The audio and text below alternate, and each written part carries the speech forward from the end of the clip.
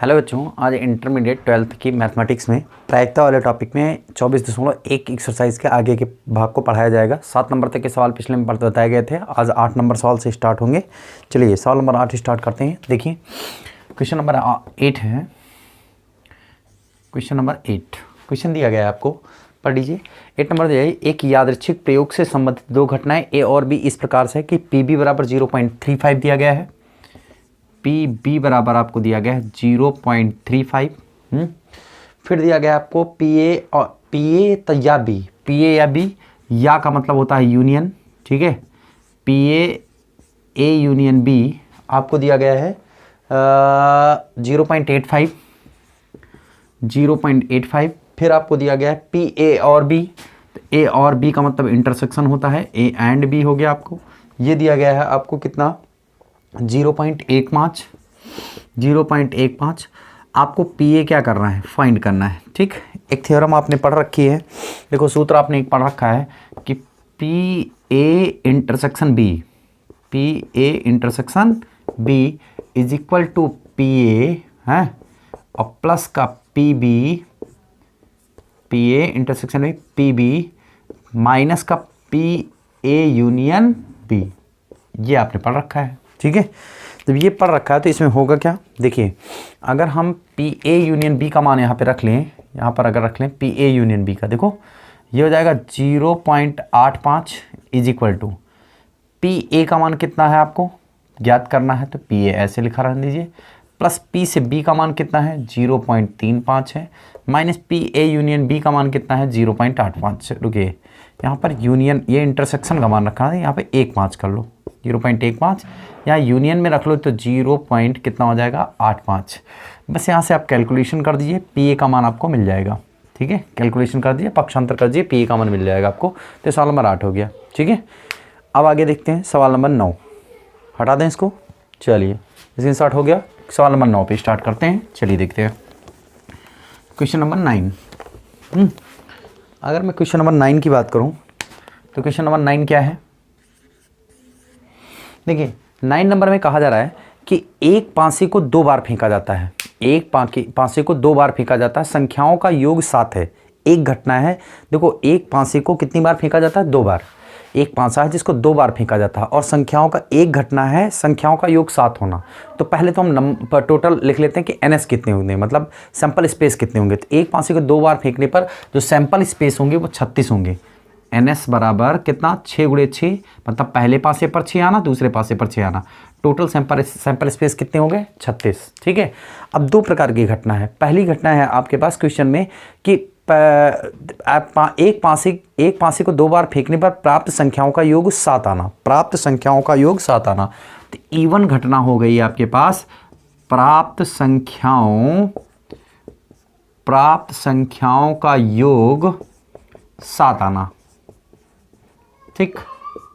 अब देखो आपको इसमें से 36 सैंपल स्पेस आपको लिख लेने चाहिए, ठीक है, तब आपको इससे ज़्यादा क्लियर होंगे। 36 में अब कौन कौन से किसमें है जिसमें आपको मतलब कैसे कौन कौन सी ऐसी संख्याएं हैं जहां पर आपको 7 मिल सकता है। तो देखो जो पहली लाइन लिखेंगे, मान लो अगर 36वां हम लिख लें, ठीक है, सैंपल स्पेस अगर हम लिख लें इसका एस, देखो पहला हो जाएगा 1 1, फिर 1 2, फिर कितना 1 3, 1 4, 1 5 और 1 6, 1 6, ये हो गया आपका। ऐसे अगर मैं दूसरा लिख लूँ तो देखो 2 1 वाली लाइन चलेगी, यहाँ पर 2 2 हो जाएगा, 2 3 हो जाएगा, 2 4 हो जाएगा, 2 5 हो जाएगा, 2 6 हो जाएगा। ऐसे 3 1 चलेगा और इसी तरह 4 1 वाली लाइन चलेगी और फिर 5 1 की लाइन चलेगी और फिर 6 1 की लाइन चलेगी, ऐसे चलेगी आपकी टोटल सैंपल स्पेस, ठीक है। तो देखो प्राप्त संख्याओं का योग 7 आना, तो कौन कौन से ऐसे यहाँ पे 7 आएगा, तो पहला इस वाली लाइन में होगा 1 6, तो पहला यहाँ पर लिख लेते हैं हम, इवन जो है वो पहला आ गया आपका 1 और 6, ये हो गया। अब 1 6 के बाद यहाँ पर देखो 2 1 2 2 2 2 3 2 4 2 5 2 5 मिलेगा जिसका योग 7 आएगा, तो 2 5 हो गया है। अब इसी तरीके से 3 1 और ये 3 2 3 4 मिलेगा, इसमें क्या मिलेगा आपका 3 4, तो 3 4 मिल गया एक है। 3 4 के बाद यहाँ पे और कोई नहीं मिलने वाला है भाई, अब 3 5 हो जाएगा, ये सब ज़्यादा होगा, इसका कोई काम नहीं है। अब इसके बाद देखो 4 2, यहाँ कर लो क्या भाई, 4 1 4 2 और फिर यहाँ पर हो जाएगा 4 3, तो अगला मिलेगा आपको 4 3 जिसका 7 आएगा, 4 3 आ गया। ठीक है, फिर अगर 5 1 देखें तो 5 2 आएगा, फिर क्या आ जाएगा 5 2 आ जाएगा, और फिर ये आपका 6 1 आ जाएगा, 6 1। बस इतने सैंपल आप स्पेस बनेंगे। ठीक है, तो ज़रा देखो कितने 1 2 3 4 5 और 6 है ना, मतलब कितने बने टोटल 6। ठीक है, ए जो घटना है वो कितनी हो गई 6। तो देखो NE1 जो है NE1 जो है वो कितनी हो गई 6। तो ज़रा PE1 कितनी हो जाएगी, देखो अनुकूल परिस्थिति NE1 और बटे कितना NS। ठीक है, तो NE1 6/36, मतलब 6 कम 6 1/6, तो आपको P1 घटना मतलब कि 2 पासे की फेंक पे 7 आने की प्रायिकता आपको मिल गई ना। अब दूसरी बात क्या कह दी, कम से कम एक बार संख्या 2 प्राप्त हुई हो, कम से कम एक बार संख्या 2 प्राप्त होने की सब। देखो बी घटना जो E2 घटना जो है वो क्या है, कम से कम एक बार, कम से कम एक बार संख्या 2 प्राप्त होना, ये आपकी दूसरी घटना है, प्राप्त होना है ना। तो अब देखो कम से कम 2 बार, तो E2 देखो क्या क्या बन सकता है, कम से कम 2 बार, तो 1 2 हो जाएगा आपका, हाँ 1 2 बार, 1 2 बार, ये 2 2 भाई कहा जा रहा है कम से कम एक बार, कम से कम एक बार 2 जरूर हो, 2 बार 2 हो सकता है, तो 2 2 भी हो सकता है। अब उसके बाद देखो ये वाली तो पूरी लाइन हो सकती है ना, 2 1 भी हो सकती है, 2 2 भी हो सकती है, 2 3 भी हो सकता है, 2 4 हो सकता है, 2 5 हो सकता है, और 2 6, सब में एक एक बार 2 आया है, यहाँ पर 2 2 बार आया है, कोई बात नहीं। यहाँ पर देखो अब 3 2 हो सकता है, और 3 2 के बाद 4 2 हो सकता है, 4 2 के बाद 5 2 हो सकता है, और फिर 6 2 हो सकता है। इतनी घटनाएं आपकी बन सकती है। देखो कितना NE2 कितना हो गया आपका, 1 2 3 4 5 6 7 8 9 10 और 11, मतलब ओवरऑल 11।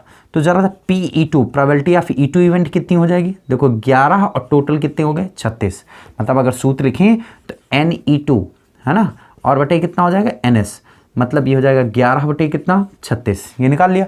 अब देखो E1 इंटरसेक्शन E2 कितना निकलेगा, प्रतिबंधी चाहिए ना, E1 intersection E2, E1 intersection E2, तो E1 इंटरसेक्शन E2 निकालो जरा पहले, E1 intersection E2, E1 E2 में जो कॉमन हो, तो देखो 2 जहाँ जहाँ होगा वो कॉमन होगा, ये 2 कॉमन होंगे शायद, 2 5 और 2 2, तो 2 5 एक ब्रैकेट में और दूसरे ब्रैकेट में 5 2, यहाँ पर हो जाएगा कॉमन, क्लियर है। तो अब जरा देखो NE1 इंटरसेक्शन कितना E2, NE1 इंटरसेक्शन E2 2 बटे है ना, क्या हो जाएगा 2 बटे टोटल कितना 36, सीधे आ गए 1/18, ये E1 इंटरसेक्शन E2 निकल आया आपका। ठीक है, जब E1 इंटरसेक्शन E2 निकल आया तो आपसे सब प्रतिबंधी प्रायिकता जो पूछी जा रही है वो किसकी पूछी जा रही है, देखो B के घटित होने, कम से कम एक बार 2 आने की प्रायिकता, जबकि E1 घटित हो चुकी है, मतलब आपसे जो आंसर पूछा गया वो ये पूछा गया PE2, देखो प्रोबेबिलिटी ऑफ E2 इवेंट, जबकि E1 पहले से हो चुकी है, तो इसका फार्मूला क्या पड़ेगी, PE1 इंटरसेक्शन E2 बटे कितना हो जाएगा PE1, है ना।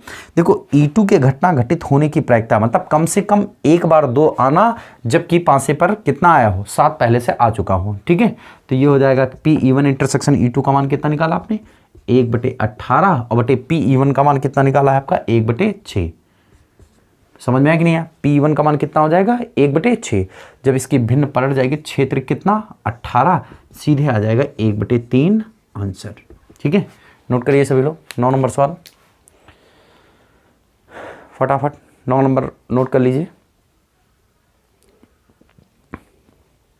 चलिए सवाल नंबर आगे स्टार्ट करते हैं 10। ठीक है,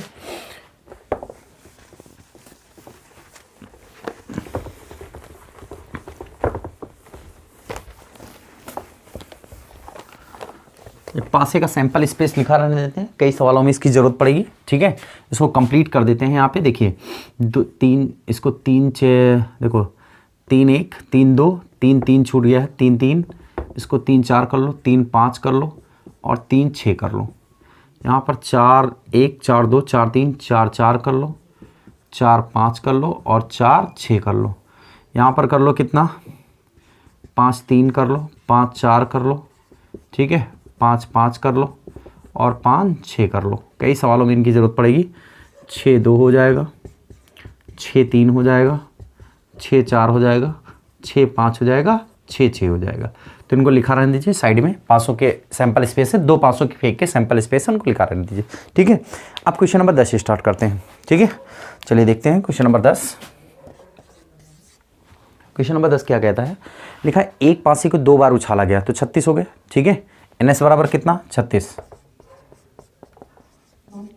मतलब टोटल कुल जो आउटकम्स होंगे 2 पासों के फेंकने पर वो 36 हैं, 3600 लिखे हैं यहाँ पर। ठीक है, अब देखिए इसके बाद 2 पासों की फेंक पर 2 पासों को 2 बार उछाला जाए 6 तक, और प्रकट हुई संख्या का योग 6। तो देखो पहली घटना कौन सी, इवन। ठीक है, संख्या का योग 6 आना, संख्या का योग जो है वो 6 आना। तो अब इसमें छांट लीजिए सब, संख्या का योग कहाँ 6 आ रहा है। ठीक है, देखो एक तो 1 5 पर आएगा, तो पहली घटना हो जाएगी 1 5, इवन बराबर ये हो जाएगा 1 और 5। 1 5 पर 6 आएगा, और फिर 2 4 पर 6 आएगा, 2 4 हो गया 6, और फिर और कहीं होगा नहीं, फिर 3 3 पे 6 आएगा, 3 3 पे 6 आ गया, और 3 3 के बाद 6 पर 4 2 पे 6 आएगा, 4 2 पे 6 हो गया, फिर 5 1 पर 6 आएगा, 5 1 पर 6। अब कहीं ऐसी संख्या नहीं जिसका योग 6 आएगा, तो ये इतनी घटनाएं हो गई इवन। अब इवन के घटित होने की प्रायिकता निकाल लेते हैं। देखो प्रोबेबिलिटी ऑफ इवन निकाल लो, total sample of space any one और बटे कितना, NS। एनी वन 1 2 3 4 5 है ना, तो एनी वन हो गया आपका 1 2 3 4 5, टोटल 5, मतलब सीधे से 5 बटे कितना, 36।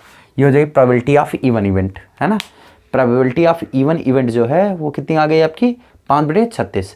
अब जरा देखो E2 घटना क्या कह रही है, फिर कह रही है कि पाया गया कि संख्या योग 6 है और संख्या 4 न्यूनतम 1 बार प्रकट होना। दूसरी घटना है E2, ध्यान देना, संख्या 4 न्यूनतम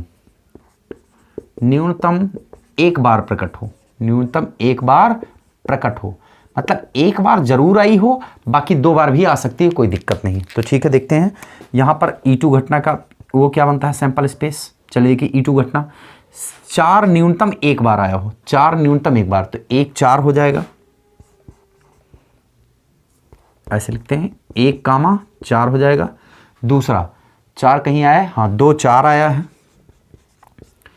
और फिर यहां जाओ 3 4 है आपके पास, 3 4 है, और फिर 4 तो देखो सब में है, यहाँ पे यहाँ ये वाली लाइन पूरी लिखनी है। 4 1 4 2 4 3 4 4, देखो 2 बार है, कोई बात नहीं, न्यूनतम 1 बार, 2 बार हो सकते हैं, कोई दिक्कत नहीं, कम से कम 1 बार जरूर हो। 4 4 4 5 4 6 है, 4 वाली लाइन हो गई। अब यहाँ पर देखो 5 1 5 5 4, और फिर यहाँ पर 1 बार आ जाएगा 6 4। गिन लो कितना है, NE2 कितना आ जाएगा, टोटल नंबर कितने हैं, देखो टोटल नंबर है आपके पास 1 2 3 4 5 6 7 8 9 10 और 11, मतलब ये हो गया 11। Total P probability of E2 जब निकालेंगे तो क्या आ जाएगा, NE2 अपॉन NS, मतलब फिर से 11 बटे कितना हो गया, 36। 11 बटे कितना हो गया, 36, सवाल नंबर 10 है। ठीक है, 11 बटे क्या आ गया, 36। अब जरा इंटरसेक्शन पार्ट निकालो, E1 इंटरसेक्शन कितना, E2। देखो E1 इंटरसेक्शन E2 कई कम से कम एक बार जहाँ जहाँ 4 आया है वो वाला लिख लो। तो 4 कहाँ कहाँ आया है, देखो 2 4 पर आया है, और फिर 4 2 आया है, और कहीं 4 नहीं है। ठीक, मतलब प्रोबेबिलिटी ऑफ अगर E1 इंटरसेक्शन E2 निकालें तो 2 और टोटल कितना है, 36। ठीक, अब शतप्रतिनिधि प्रायिकता किसकी पूछी गई है, एक देखो सवाल को पढ़ेंगे, एक पासे को 2 बार उछाला गया और प्रकट हुई संख्या का योग 6 पाया गया है, मतलब 6 पहले से ज्ञात है। संख्या 4 के न्यूनतम 1 बार प्रकट होने की प्रायिकता, मतलब E2 घटना के घटित होने की प्रायिकता, प्रोबेबिलिटी ऑफ E2 जबकि E1 पहले घटित हो चुकी है। तो P E1 इंटरसेक्शन E2 और बटे में कितना, P E1 मान रख लो।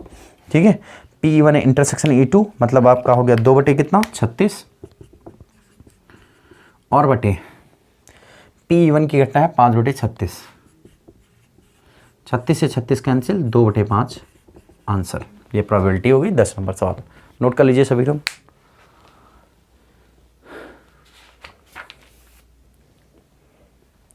चलिए आगे बढ़ते हैं। सवाल नंबर, हम 11 नहीं 12 बता रहे हैं, 11 आप लगाइए। इसी तरह है सवाल, सैंपल स्पेस वो 2 पासों के हैं, उनको लिखे रहने दीजिए। देखिए अब आते हैं सवाल नंबर 12 पे। लिखा है एक कक्षा में 40% विद्यार्थी जो हैं, एक कक्षा है जिसमें 40% विद्यार्थी जो है क्या पढ़ते हैं, गणित पढ़ते हैं, ठीक है, और जबकि 25% विद्यार्थी क्या पढ़ते हैं, जीव विज्ञान पढ़ते हैं, ठीक है। तो चलिए देखते हैं। हाँ, गणित पढ़ने पीएम कह लो इसको कह लेंगे हम क्या। सवाल नंबर 12 है, 12 प्रोबेबिलिटी ऑफ मैथ की है 40%, मतलब 40 बटे कितना, 100 छोड़ दीजिए, ठीक है। प्रोबेबिलिटी ऑफ बायोलॉजी जो है वो कितना है आपके पास, 25%। कितना है, 25%, मतलब 25 बटे 100 है, ये भी छोड़ देंगे, ठीक। अब देखो 15% बच्चे ऐसे हैं जो गणित और जीव विज्ञान दोनों पढ़ते हैं, मतलब पी एम इंटरसेक्शन बी 15%, सीधे सीधे इसको लिखो 15 बटे कितना, 100, ये हो गया आपका पी एम इंटरसेक्शन बी। अब देखो यादृच्छा एक विद्यार्थी चुना जाता है तो निम्न प्रायिकता ज्ञात कीजिए। पहली प्रायिकता क्या, फर्स्ट नंबर प्रोबेबिलिटी ज्ञात करनी है आपको, वह गणित पढ़ता है जबकि ये ज्ञात है कि वो जीव विज्ञान पढ़ता है। देखो प्रोबेबिलिटी ऑफ मैथमेटिक्स जबकि बायोलॉजी पता है, तो सीधे से पी एम इंटरसेक्शन बी और बटे में कर लेंगे क्या, पी बी, है ना, मतलब P M intersection B, M intersection B यही आपका 15 बटे कितना, 100 बटे पी प्रोबेबिलिटी ऑफ बायोलॉजी कितनी है, 25 बटे 100, 100 से 100 कैंसिल, 15 बटे कितना, 25, 5 3 15 50 25, ओवरऑल 3 बटे 5 आंसर। ये हो गया पहला केस, ठीक है। अब सेकंड केस की बात अगर करूं, सेकंड केस में क्या कह रहा है कि जब, अब सेकंड केस में ये कह रहा है कि प्रोबेबिलिटी ऑफ बायोलॉजी, मतलब बायोलॉजी पढ़ने वाले बच्चों की संख्या निकालिए, प्रायिकता निकालिए, जबकि मैथ वाला ज्ञात है, लेकिन पी एम इंटरसेक्शन बी वही होगा आपका, और बटे में अब आ जाएगा P M, M intersection B 15 बटे 100, बटे में पी एम कितना है आपके पास, 40 बटे 100, कैंसिल 15 बटे 40, 5 3 15 55 40, 3 बटे 8 आंसर। नोट करिए सभी लोग। चलिए सवाल नंबर 13,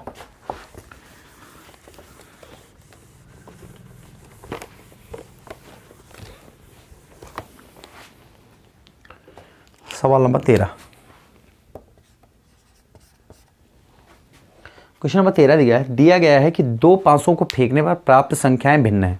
दो पासों को फेंकने पर प्राप्त संख्याएं भिन्न है।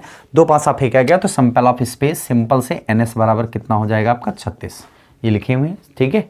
दो पासे फेंकने पर जो सैंपल स्पेस आएंगे वो 36 ही आएंगे, ठीक है।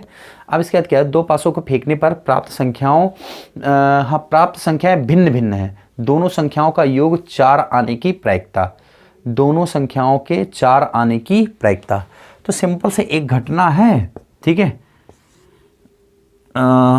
एक मिनट फिर से पढ़ लेते हैं सवाल।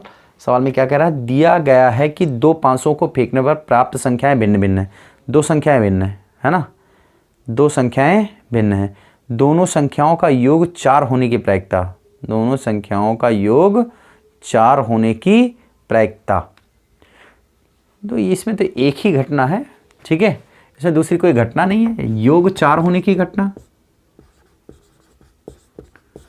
4 होने की घटना क्या हो जाएगी आपकी, देखो ए बराबर केवल योग 4 किसका मिल सकता है, 1 3 का और 3 1 का, यही दोनों का 4 हो सकता है, भिन्न भिन्न संख्या, बाकी 2 2 का 4 हो सकता है, तो यही दो एक कंडीशन बन सकती है। तो मतलब प्रोबेबिलिटी ऑफ जो ए निकालेंगे तो नंबर ऑफ ए और बटे नंबर ऑफ कितना एस, नंबर ऑफ ए 2 और बटे कितना 36, 1 बटे कितना 18 आंसर हो गया इसका सीधे से। इसमें ये छोटा सा सवाल था 13 नंबर, ठीक है, हटा देते हैं 14 नंबर पे आते हैं।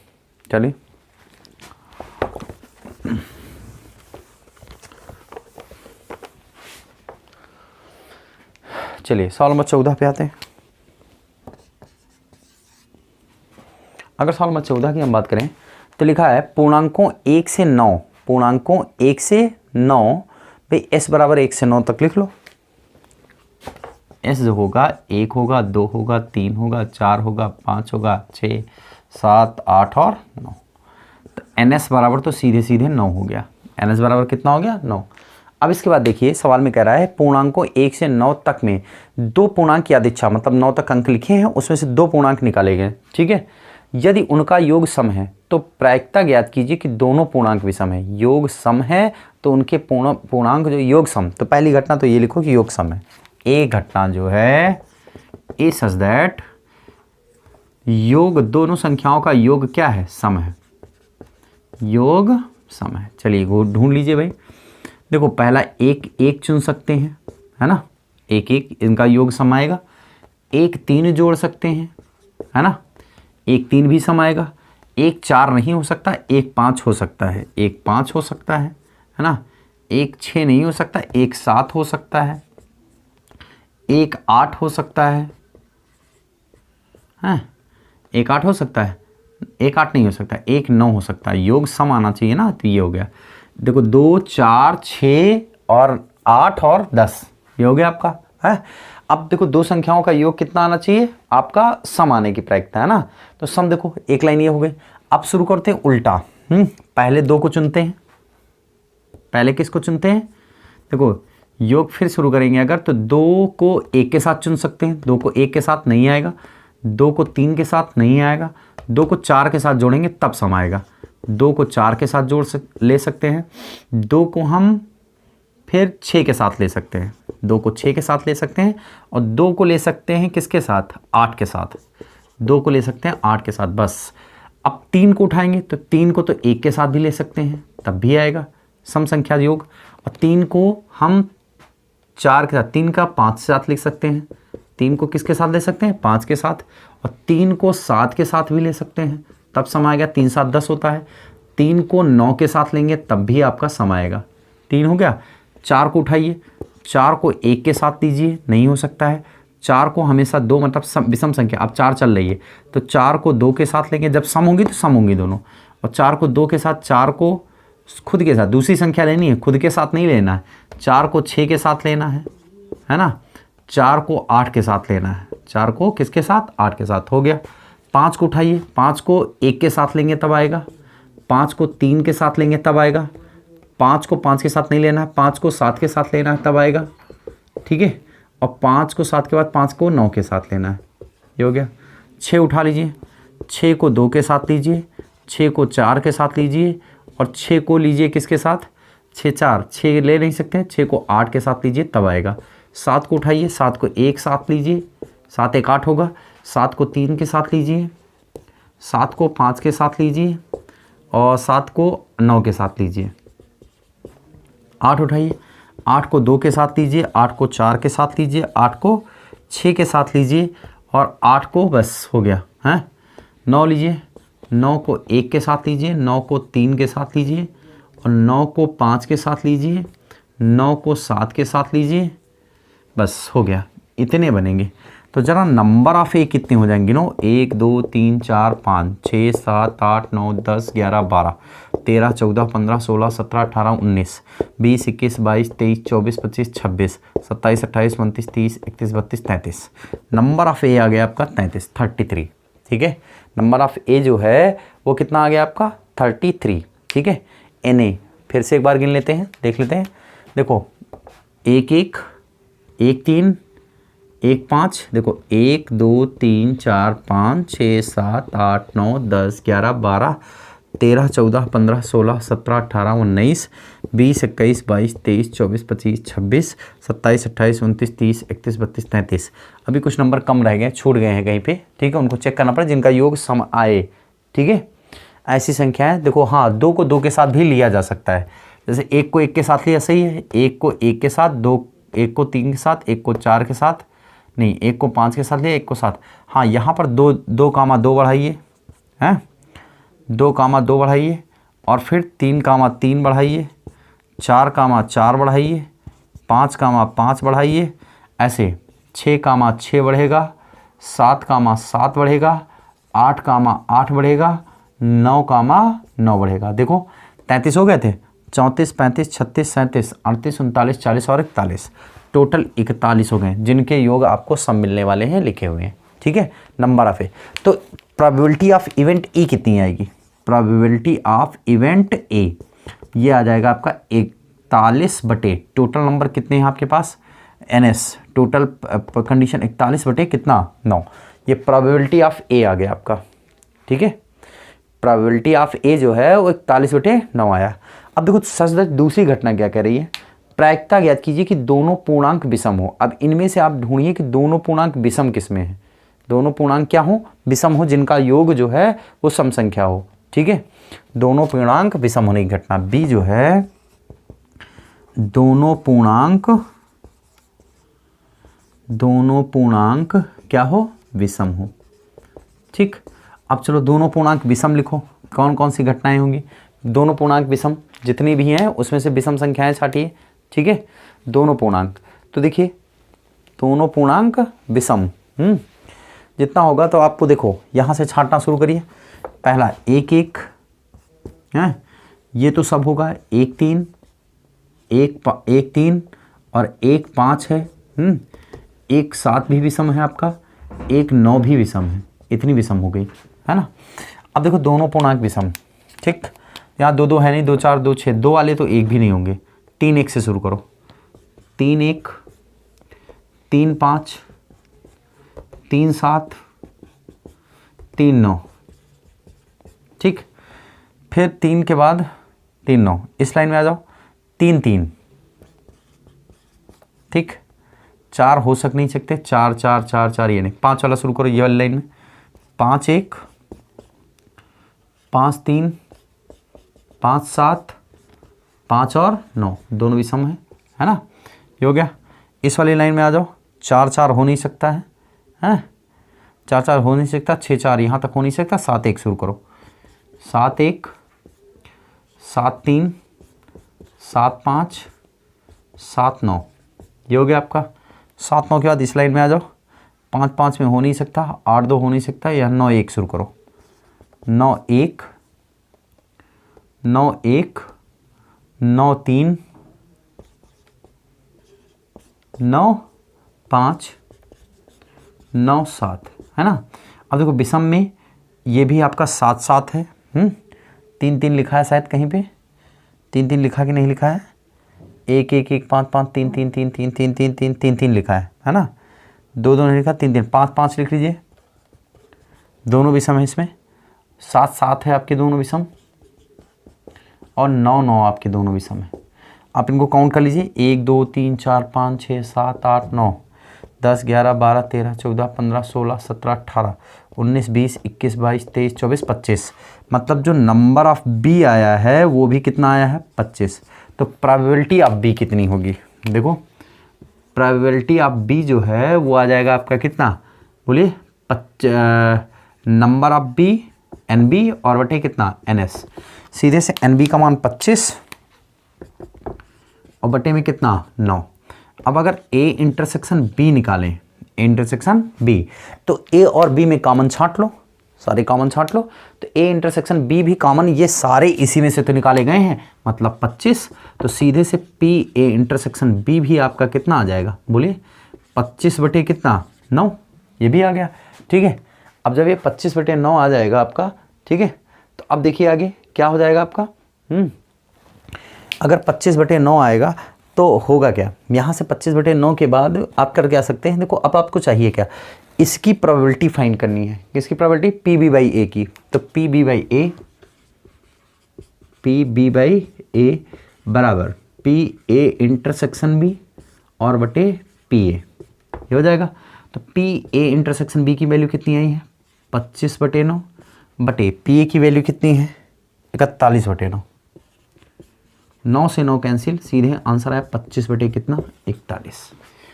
ये आ गया सवाल नंबर आपका 14। ये आप ये मत नोट करिएगा, ये आपको जो है केवल सैंपल स्पेस वो 2 क्वेश्चन आते हैं तो इसलिए उसको अलग लिख रखा है, ये है सवाल आपका। ठीक है, ये आ गया आपका 25 बटे 41, नोट करिए सभी लोग। सवाल नंबर इसका आंसर आ गया सवाल नंबर 14 है ये। ठीक है, तो बच्चों यहीं तक जो है ये एक्सरसाइज के सवाल आप यहीं तक लगाइए। ठीक है, आगे के सवाल हम नेक्स्ट लेक्चर में फिर बताएंगे। ओके।